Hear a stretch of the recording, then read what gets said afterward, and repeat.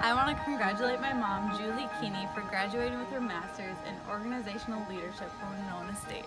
Not only is she an amazing leader, but she is a great role model and mother.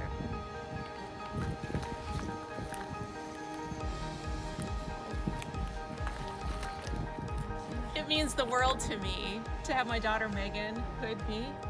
Megan and I both went through our master's program at the same time. Megan at Mankato State and I'm at Winona State. And we supported each other through our full master's journey. Congratulations, 2020 graduates.